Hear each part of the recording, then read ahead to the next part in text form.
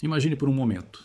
Monólitos de pedra, alguns pesando centenas de toneladas encaixados com uma precisão que desafia as ferramentas modernas. Superfícies de granito e diorito, rochas das mais duras do planeta, polidas e cortadas com arestas tão afiadas que uma folha de papel mal conseguiria deslizar entre elas. Estamos falando de monumentos erguidos há mais de 0 anos, por civilizações que, segundo a história convencional, mal haviam dominado o bronze. Como civilizações de 5 anos atrás conseguiram cortes milimétricos em rochas duríssimas, desafiando nossa compreensão da tecnologia antiga. Esqueça o que você sabe sobre ferramentas primitivas. Cinzéis de cobre, martelos de pedra, cordas e rampas. Vamos mergulhar fundo em evidências que apontam para algo muito, mas muito mais avançado. Prepare-se para questionar a história que nos contaram e a versão oficial da arqueologia, que muitas vezes parece ignorar o elefante na sala. Eu sou o narrador. E hoje vamos desvendar um mistério que perdura há milênios. Desde as pirâmides de Gizé, no Egito, com seus blocos de calcário e granito perfeitamente alinhados, até os complexos de Pumapunku e Tiahuanaco, nas terras altas da Bolívia, onde o andesito e o diorito foram moldados como se fossem plasticina, um padrão intrigante emerge. Em todos esses locais, encontramos um nível de engenharia lítica que parece estar além das capacidades tecnológicas atribuídas a essas culturas ancestrais. A arqueologia convencional, com sua visão muitas vezes restritiva, luta para explicar esses feitos. Eles sugerem que foram usados martelos de pedra, cinzéis de cobre e muita mão de obra. Mas será que isso é realmente plausível? Pense nos sarcófagos de granito no Serapeum de Saqqara, no Egito. Cada um é uma caixa maciça, cortada com paredes internas e externas de uma uniformidade espantosa, e tampas que se encaixam tão precisamente que formam vedações herméticas.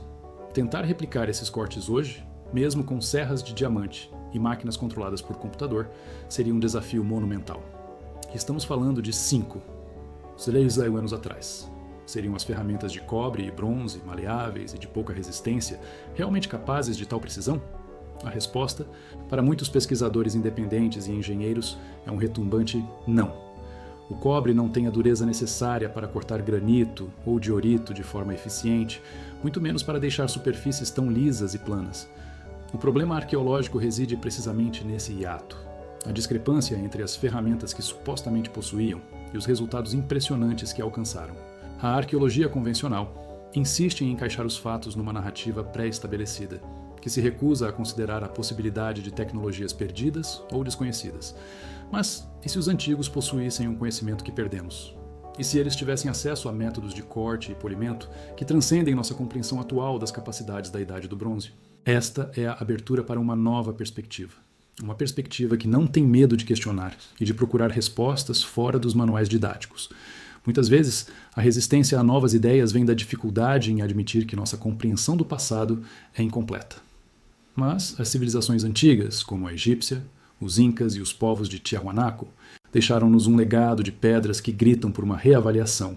Elas nos forçam a considerar que a arqueologia convencional pode estar perdendo peças cruciais do quebra-cabeça, talvez as peças mais importantes. Antes de continuarmos a nossa exploração, inscreva-se no canal e diga-nos nos comentários de onde nos está a assistir. Sua participação é fundamental para desvendarmos esses mistérios juntos. As evidências que nos levam a questionar a narrativa dominante não são meras especulações. Elas estão gravadas na própria pedra. Vamos analisar mais de perto alguns desses cortes. Nos blocos de granito de Gizé, por exemplo, encontramos superfícies incrivelmente planas e ângulos precisos. Microfotografias dessas superfícies revelam algo notável. Riscas paralelas e uniformes, consistentes com um movimento rotativo de alta velocidade e não com o impacto irregular de um cinzel manual. Essas marcas são muito semelhantes às produzidas por serras de diamante modernas que utilizam abrasivos finos e pressão controlada. Em Pumapunku, na Bolívia, os blocos de andesito, uma rocha vulcânica extremamente dura, foram cortados com entalhes e reentrâncias que se encaixam como peças de um quebra-cabeça tridimensional. A precisão é tal que, em muitos casos, não é possível inserir sequer uma lâmina de barbear entre as junções. A arqueologia convencional atribui isso a um trabalho manual exaustivo, mas as arestas nítidas e os cantos internos perfeitamente quadrados desafiam essa explicação. Ferramentas manuais, mesmo as mais sofisticadas, tenderiam a arredondar os cantos internos devido à sua própria geometria. A única forma de obter esses cantos perfeitos é com uma ferramenta que corta em linha reta, como uma serra de disco, ou através de um processo que não dependa do contato físico direto da mesma forma que um cinzel. Tiahuanaco, nas proximidades de Pumapunku, apresenta ainda mais enigmas. O diorito, uma das rochas mais duras da Terra, foi trabalhado com uma maestria que nos deixa perplexos. Há furos cilíndricos perfeitos perfurados em blocos de diorito, alguns com poucos centímetros de diâmetro, mas com profundidades consideráveis. A análise desses furos mostra uma conicidade mínima e estrias espirais uniformes, indicando que foram feitos por uma broca que girava a uma velocidade extraordinariamente alta, talvez com um abrasivo suspenso em um líquido. É um processo que lembra a perfuração ultrassônica ou o uso de brocas tubulares com pasta abrasiva, tecnologias que consideramos modernas. Comparando esses achados com cortes feitos por nossas próprias tecnologias avançadas, como serras de fio diamantado ou jatos d'água de alta pressão, as semelhanças são impressionantes. As superfícies são lisas, as arestas são nítidas e a precisão dimensional é quase idêntica. Isso nos leva à hipótese de uma tecnologia perdida, a possibilidade de que as civilizações antigas tivessem acesso a ferramentas de alta frequência, talvez ultrassônicas ou baseadas em vibração. Imagine uma ferramenta que vibra a dezenas de milhares de ciclos por segundo. Quando aplicada a uma pedra, essa vibração, combinada com um abrasivo fino, poderia desintegrar a estrutura cristalina da rocha com uma eficiência incrível. Esse processo não deixaria as marcas profundas e irregulares de um cinzel, mas sim uma superfície polida e sem grandes estrias de arrasto, exatamente o que observamos nos monumentos. Experimentos modernos têm demonstrado que ferramentas ultrassônicas são capazes de cortar materiais extremamente duros com grande precisão e mínimo esforço físico. Se os antigos descobriram como gerar e direcionar essas frequências, a explicação para os cortes milimétricos se torna muito mais plausível. Ainda mais intrigante é o fato de que esses padrões de corte de precisão não estão confinados a uma única região. Encontramos evidências de técnicas de trabalho em pedra notavelmente semelhantes em culturas tão distantes quanto o Egito, o Peru e a Bolívia. Essa similaridade global levanta uma questão provocadora. Isso indica uma tecnologia-mãe compartilhada, uma fonte comum de conhecimento que se espalhou pelo mundo, ou o desenvolvimento independente de soluções tecnológicas semelhantes para o mesmo desafio. A arqueologia convencional, com sua tendência a compartimentar as culturas e a negar contatos transoceânicos em tempos antigos, tem grande dificuldade em aceitar essa interconexão. A resistência da academia em considerar essas hipóteses é compreensível, mas também frustrante. Aceitar a existência de tecnologias tão avançadas há milhares de anos significaria reescrever grande parte da nossa história. Significaria admitir que nossa compreensão do desenvolvimento humano e tecnológico é falha e incompleta. A ideia de que sociedades primitivas possuíam um conhecimento que superava o nosso até séculos recentes é um desafio direto aos paradigmas estabelecidos. E a arqueologia convencional, como muitos campos científicos, é avessa a mudanças radicais. No entanto, as pedras não mentem.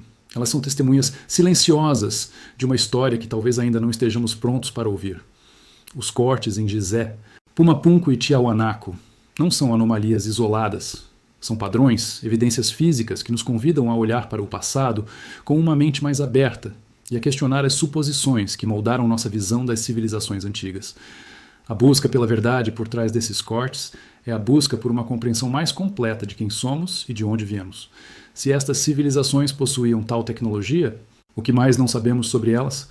A narrativa padrão da arqueologia pinta um quadro de desenvolvimento linear, onde a tecnologia avança gradualmente, de ferramentas de pedra lascada a ligas metálicas, e daí para a era industrial.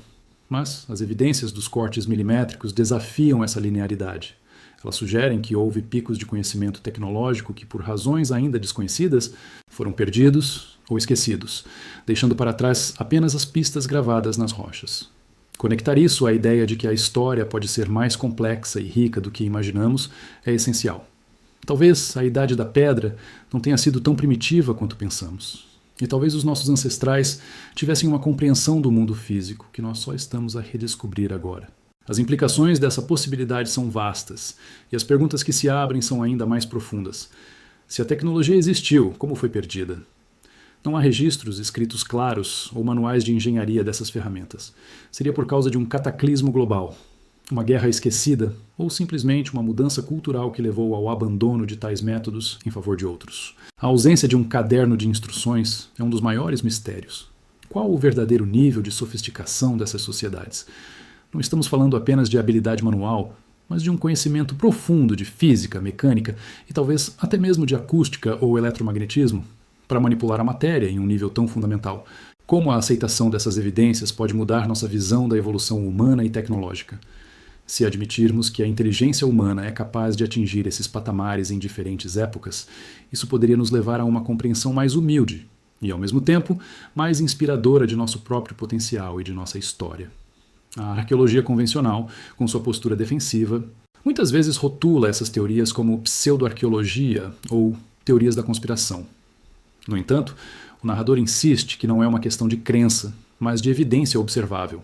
As pedras estão lá, os cortes estão lá, e a dificuldade de replicá-los com as ferramentas atribuídas está bem documentada. É uma chamada à reflexão e à ação intelectual. É hora de olhar para o passado com novos olhos e novas ferramentas. Não apenas as físicas, mas as conceituais. Devemos estar dispostos a questionar as narrativas estabelecidas, a examinar as evidências sem preconceitos e a permitir que os fatos nos guiem, mesmo que nos levem a conclusões desconfortáveis ou revolucionárias. Este convite não é apenas para nós, mas para toda a comunidade científica. A arqueologia convencional deve considerar a possibilidade de que o seu modelo atual está incompleto. A rigidez em aderir a paradigmas antigos pode estar a impedir o avanço do conhecimento. As perguntas sobre a origem desses cortes milimétricos são legítimas e merecem uma investigação séria e de mente aberta, livre das amarras de dogmas pré-existentes. O que você acredita ser a verdade por trás dos cortes milimétricos dos nossos ancestrais? Será que eles foram feitos por ferramentas simples, por uma força de trabalho hercúlea e uma paciência infinita? Ou por uma tecnologia que nós, os modernos, ainda estamos a tentar compreender? A jornada para desvendar esses mistérios está apenas começando. Cada vez que olhamos para um bloco de pedra perfeitamente cortado em um monumento antigo, somos confrontados com a possibilidade de que a história da humanidade é muito mais fascinante e complexa do que nos foi contado.